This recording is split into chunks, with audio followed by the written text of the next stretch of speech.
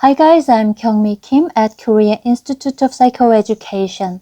Today I will fact check for sex lighting, which refers to gaslighting with respect to sexuality.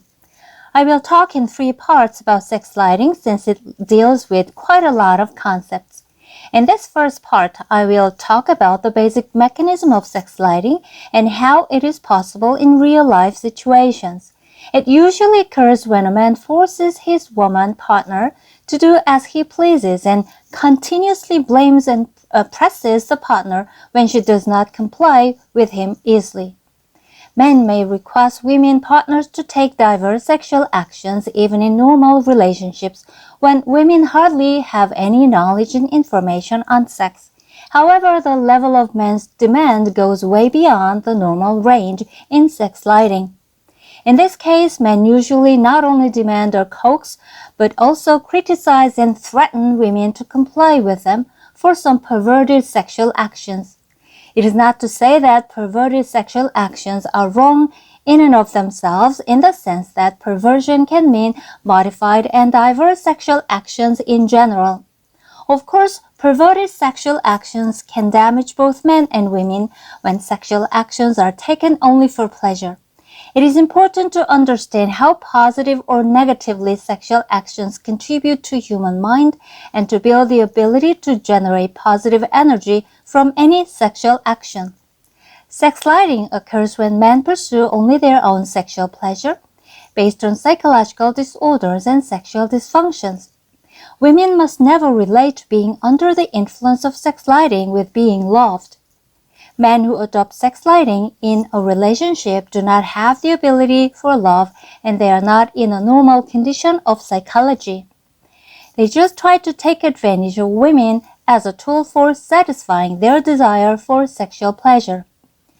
In normal relationships, men usually don't try out their sexual fantasy with a partner even when they are leading in having sex. Normal men have fear of being misunderstood for a pervert, and they don't view their women as a sexual object for satisfying their desire. Men's pure passion makes men do things for the partner and try to make the partner happy. Men's true love makes them do their best to protect the partner.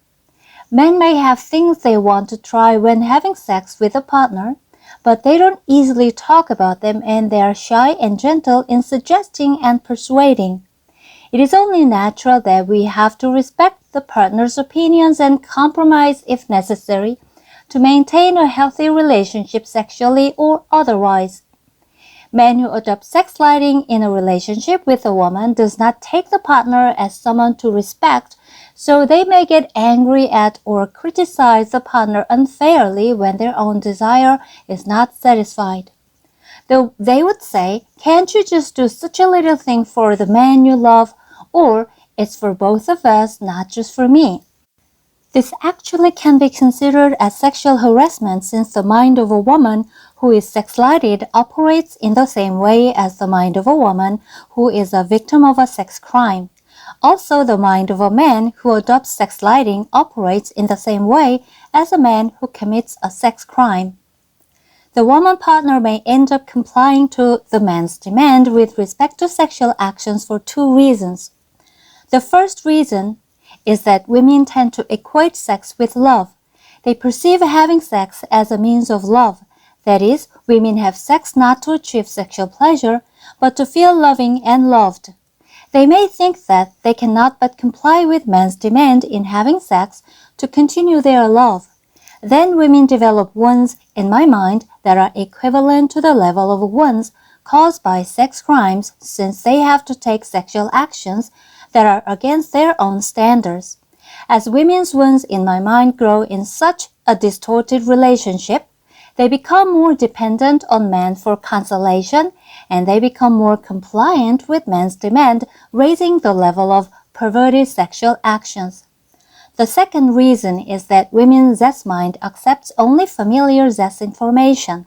That is, unfamiliar sexual actions are not accepted by women at first, and they may refuse to do it. However, when they are exposed to it repeatedly and the specific sexual action becomes familiar, whether they like it or not, in the conscious, they begin to sense pleasure in their body and mind, being engaged in the action. Furthermore, if the man who the man shares the sexual actions with is perceived as the man she loves, the woman feels happy with the most bizarre sexual actions, such as having sex with another man and her so-called loving partner watching them. In this situation, what women recognizes as love and happiness in the conscious is actually the illusion that results from the operation of great wounds in the unconscious. Women gradually become to comply with sex lighting for those two reasons. Men adopt sex lighting for their own sexual pleasure, and women stay under the influence of sex lighting since they perceive it as love and develop dependency on men. Women's body, mind, and sexuality are destroyed in this process, as well as men's body, mind, and sexuality, and they fall into higher and higher levels of perverted sexual actions and recognize intense sexual pleasure in the conscious. The destruction of the body, mind, and sexuality leads to the development of psychological disorders. Men may experience diverse types of somatization and sexual dysfunctions, sometimes fatal ones.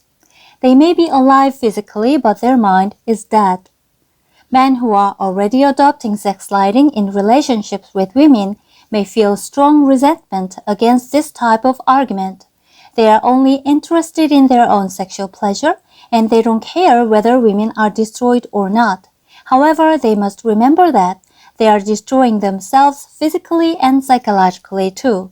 In the next part, I will talk about what mechanism of the body and mind leads to the collapse of men who adopt sex lighting in relationships.